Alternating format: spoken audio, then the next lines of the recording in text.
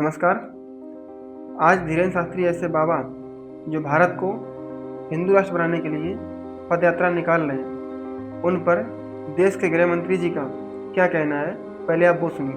BJP और खासतौर से आरएसएस के बहुत बड़े आइकॉन है वीर सावरकर। उन्होंने भारत की सोच एक हिंदू राष्ट्र के तौर पे बनाई। मैं आपसे जानना चाहता हूं गृह मंत्री जी, क्या आप गृह मंत्री के तौर पे, कि आज की बीजेपी, क्या ये मोदी सरकार भारत को हिंदू राष्ट्र के तौर पे देखती है? जरा भी नहीं। हम संविधान को मानते हैं, संविधान को स्पिरिट के साथ स्वीकार करते हैं।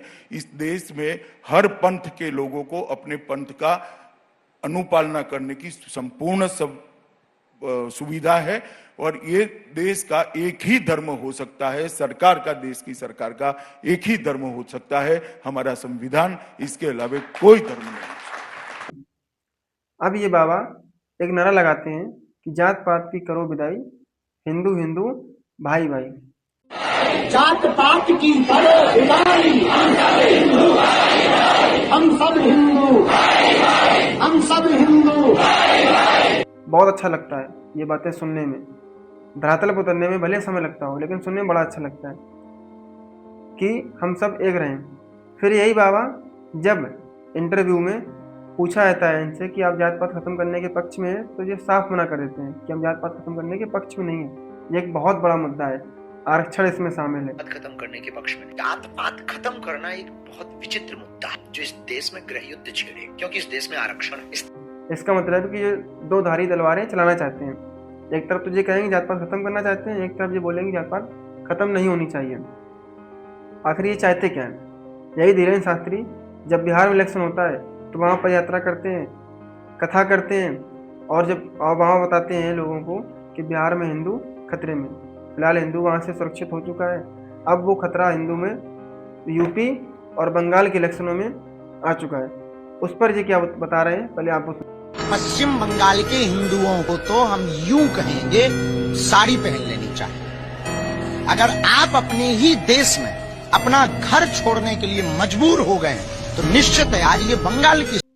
हम इस पर अलग से एक वीडियो बनाएंगे। अब इस संविधान विरोधी यात्रा में जा रहे पिछड़े और दलित समाज के युवाओं से हम पूछना चाह रहे हैं, क्या आप में जरा सी भी सोचने समझने की शक्ति नहीं रही? कुशवाहा समाज के युवाओं से हम कहना चाहते हैं कि आपने कभी बाबू जगदेव प्रसाद कुशवाहा जी के बारे में पढ़ा, जाना? शायद नहीं। उन्होंने अपना पूरा जीवन समाज को जगाने में लगा दिया और वो किन लोगों से सावधान रहने की बात करते थे। आज हम माली जात के युवाओं से पूछना चाहते हैं कि कितने घरों में आपने ज्योतिबा फुले, सावित्रीबाई फुले जी की तस्वीरें लगा रखी हैं, शायद ना के बराबर। और वो किनसे लड़ाई लड़ रहे थे कि हमारे समाज में शिक्षा का अधिकार हो। ये जान लोगे तो शायद कुछ समझ सको। आज धोबी समाज के एक नौजवान को बाबा गाडगे महाराज के संघर्ष बलिदान की बात तो छोड़ो, उनका नाम तक नहीं जानते। क्यों भाई? आपके समाज के बारे में उनसे अच्छा तो कोई और नहीं सोच सकता। फिर उनको सर्च करो, उनके विचारों को पढ़ो। कटियार, कुर्मी, पटेल समाज के नौजवानों, क्या कभी डॉक्टर सोनीलाल पटेल जी ने हिंदू राष्ट्र की मांग की?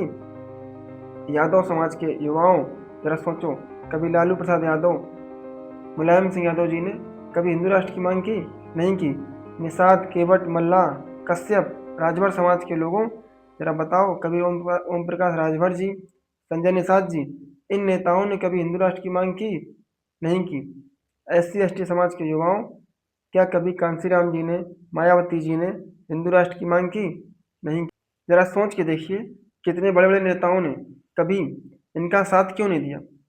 क्योंकि वो ये बात भली भांति जानते थे कि इसमें उनके समाज की भागीदारी कितनी होगी, कौन सा समाज उपेक्षित होगा और कौन सा समाज सम्मानित। हमने अभी ऊपर जितने महापुरुषों के नाम जातिगत खांचे में बांट कर लिए हैं, हमारा ये बिल्कुल उद्देश्य नहीं है कि आप इन महापुरुषों को जाति विशेष का ही समझें, बल्कि इन्होंने तो पूरे समाज को जगाने और हिंदुस्तान के निर्माण में अपना पूरा जीवन निछावर कर दिया।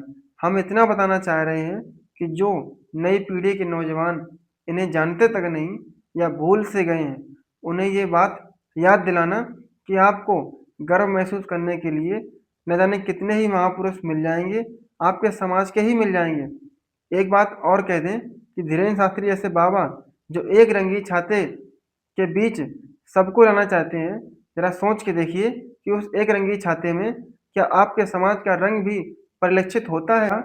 इन एक रंगी लोगों के वैचारिक मंचों पर कभी बाबा साहब अम्बेडकर के विचारों को भी जगह मिलेगी?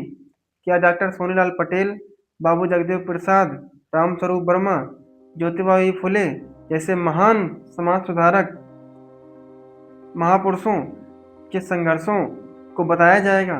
क्या कबीर के तार्किकता को ऐसे मंचों से अभिव्यक्त किया जाएगा? जी नहीं। आपको हमारा ये वीडियो कैसा लगा? अपनी राय कमेंट के माध्यम में जरूर दें। नमस्कार।